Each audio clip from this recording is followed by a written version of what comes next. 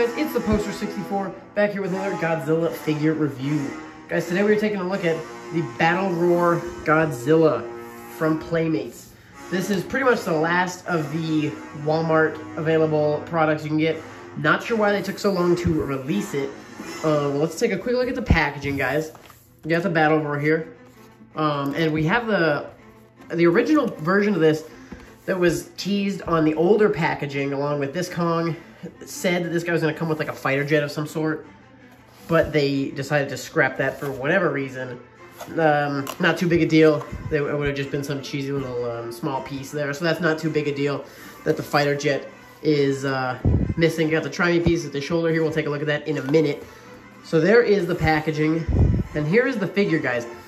Going over it, the detail on him isn't bad. I love the see-through here on the spines, but I really dislike the contrast here between the see-through part of the spines on the main body. The tail came attached separately in the packaging there, so you had to attach that yourself.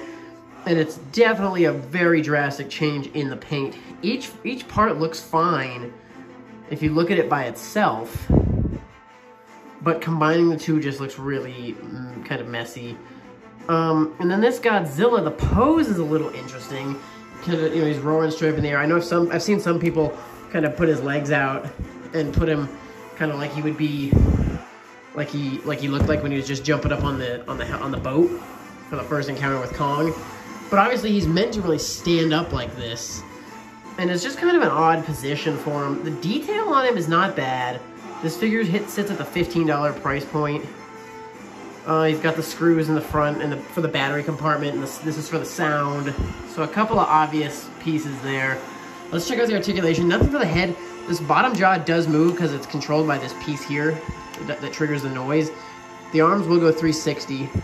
The legs maybe could get, nah, probably not ready to get 360. I mean, you can really only get this out of them. Tail, the tail, this is a ball joint, so it kind of swivels, and it'll spin 360 on it. And that's really all the articulation you get out of this guy, just those couple of pieces.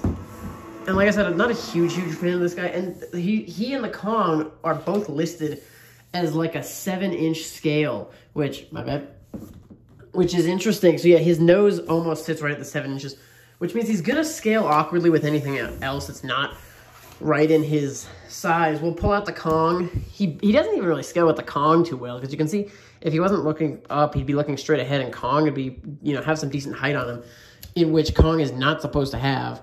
Godzilla is supposed to be taller than Kong, so even the sizing with the Kong he's supposed to go with doesn't work too well. This is how he would scale with just the regular 6-inch. So he ends up, you know, if he was looking straight ahead, he'd end up being right about at the 6-inch range. Take a quick look at the SH Monster Arts King of the Monsters Godzilla. You can see he would scale pretty much fine with the 6 inches. And he doesn't scale, this is the 8-inch Monster X. Not, you know, Godzilla wasn't this small compared to him, but it wasn't much bigger. So it's not a horrible scaling, but a little awkward to size him with anything, really. He does have the open mouth. No hole or anything. I imagine you could probably get away with balancing this piece in to some extent if you wanted to mess around with it. But he didn't come with any sort of atomic breath piece. So nothing to get out of him there. Yeah, again, this guy's at Walmart. Check Walmart.com, in-store. He's like $14.97. We'll go ahead and pause the tunes over here, and we'll get a check on the sounds really quick. Here we go.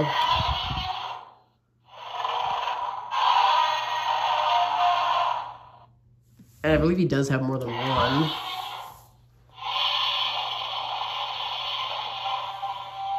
There's kind of that classic roar. So the sound effects on him are not too bad at all. But again, this figure is not one of my favorite ones. Being a little more expensive than these guys. These guys being at the $10 price point. And pretty much just more expensive because he's got the sound on him. And the spines are not quite as pointy on him either, which I don't love. I do like how the neck spines do flow a little better to stop. These ones obviously have the color break, which looks awkward at the head because the head is a separate piece on this guy. It does have a little bit of articulation. This guy obviously doesn't have head articulation, but you do get gifted those additional couple spines, which does look good. This Godzilla would be solid if you could get him in more of like a swimming pose. Maybe get him up on a stand or something like that and just have him sitting there like this. Obviously, it'd be better if his tail was out straight on that. But from this pose, I don't hate it. He doesn't look too bad from the front. Or if you get him at kind of a side. The button is pretty large and obvious. But guys, that is the Battle Roar Godzilla. Just wanted to get a quick video up here for this guy. Definitely kind of an interesting pose. We haven't really gotten into Godzillas that do this pose. We had the SH Monster Arts King of the Monsters Godzilla that came with the breath piece. And he was kind of supposed to do that pose from the movie. But this one is obviously fixed in that pose. So definitely kind of a weird one. Didn't even come with a breath piece to do like he was shooting. It's just kind of a, you know, a dramatic roaring pose.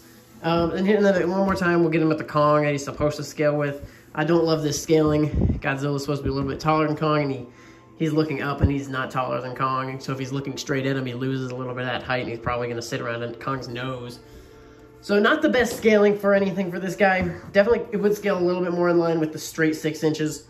But that is the Battle Roar Godzilla from Playmates. If you're interested, I definitely would recommend picking him up. He's another decent one to have on the shelf. He's got the pretty good movie-accurate sounds. So I definitely would recommend him. Guys, thanks for watching. Stick around, and we'll see you next time. Thanks.